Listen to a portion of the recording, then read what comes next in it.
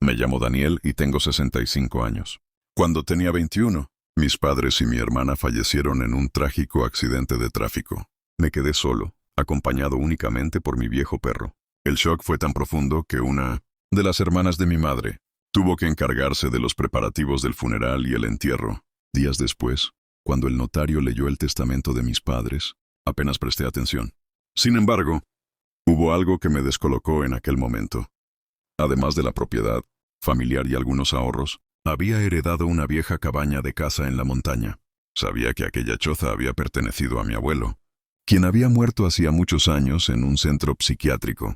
El lugar no quedaba lejos, en medio de un bosque, y pensé que sería un sitio tranquilo, donde mi perro y yo podríamos pasar unos días en paz.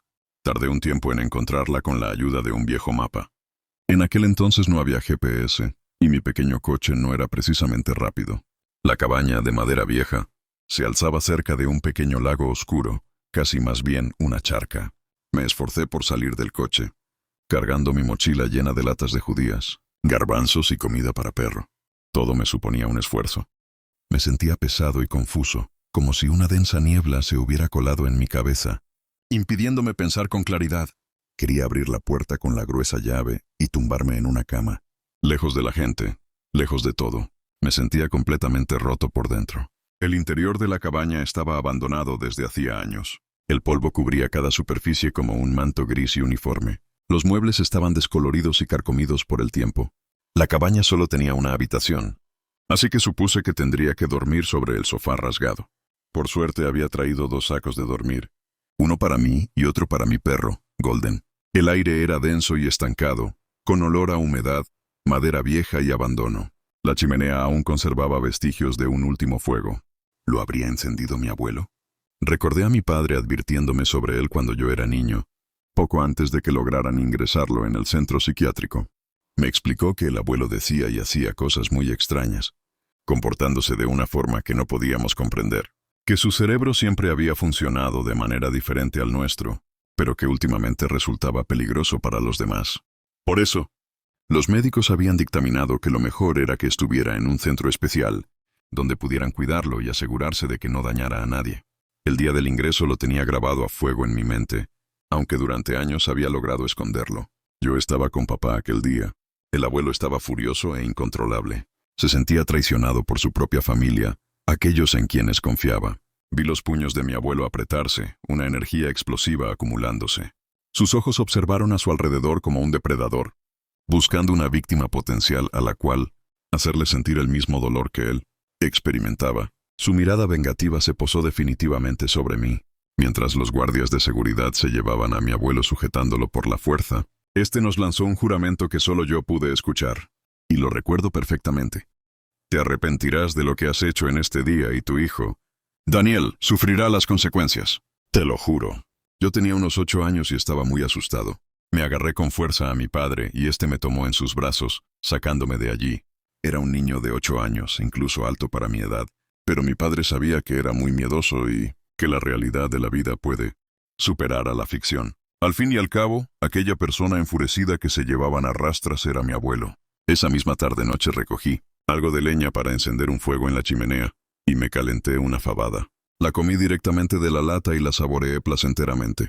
Golden también comía su comida húmeda para perros en su plato especial. Era agradable, pensé. En ese momento escuché un ligero crujido, como el de un hueso antiguo que se fractura lentamente.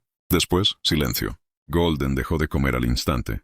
De nuevo, un sonido que parecía venir del interior de las paredes de la cabaña. Era un sonido leve, como el de una rama seca que se quiebra bajo un peso ligero. Resonaba brevemente y luego se desvanecía. Quizás se debía al cambio de temperatura. Fuera ya debía hacer más frío, ya que estábamos en otoño y yo había encendido un fuego. Además, a pesar del tiempo, la estancia conservaba las ventanas en perfecto estado. Entonces vi una sombra fugaz por una de las 2 ventanas y escuché claramente un golpe seco. Cerca de esta, yo estaba sentado en una silla al lado de la chimenea y di un salto. Golden empezó a gruñir. El corazón me dio un vuelco y un nudo se formó en mi estómago. Recuerdo que pensé que era un idiota, un tremendo estúpido. Me había aventurado a venir solo a un bosque.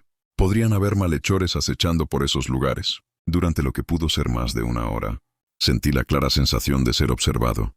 pero no volví a oír ningún ruido.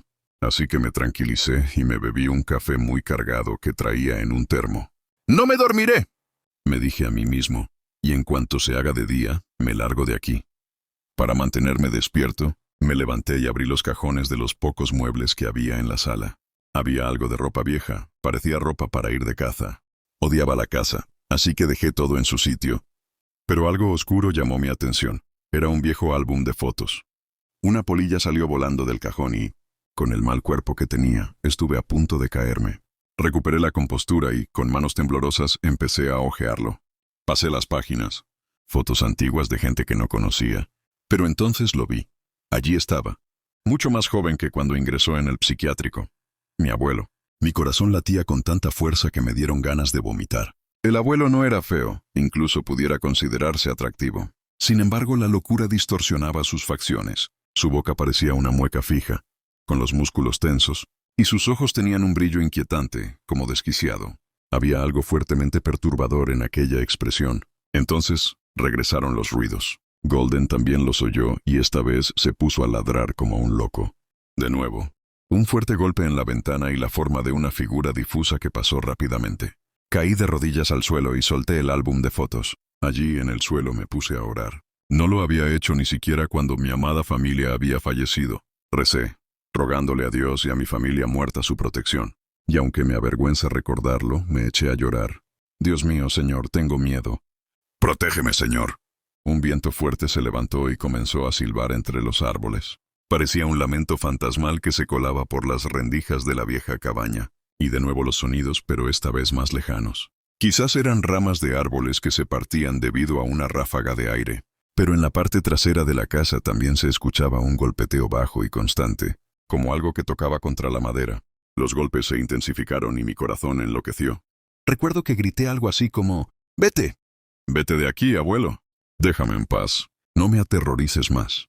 No fue culpa mía, ni la de mi padre. Tampoco fue culpa tuya. ¿Lo entiendes? Nadie quiso hacerte ningún daño. Te lo ruego. No me lo hagas tú a mí. Rómpelo y regresa tu alma a nuestro Señor. Rompe tu juramento. Solo quiero que puedas descansar en paz. De pronto los golpeteos cesaron y mi perro dejó de ladrar. El viento remitió poco a poco y, finalmente, antes de que amaneciera, cesó por completo. Por la mañana pude marcharme con mi perro a casa en mi pequeño coche. Nunca jamás volví a aquel lugar y, además, tampoco pude venderlo, pues se declaró como zona verde.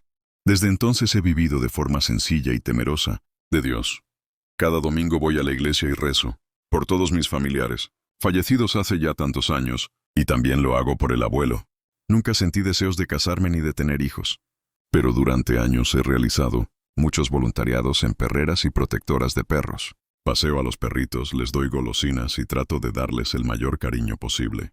Nunca más he vuelto a tener un episodio sobrenatural como el de aquel día, y cruzo los dedos para que no se repita jamás. Lo que sucedió aquel día todavía me asusta y me asustará hasta el final de mis días.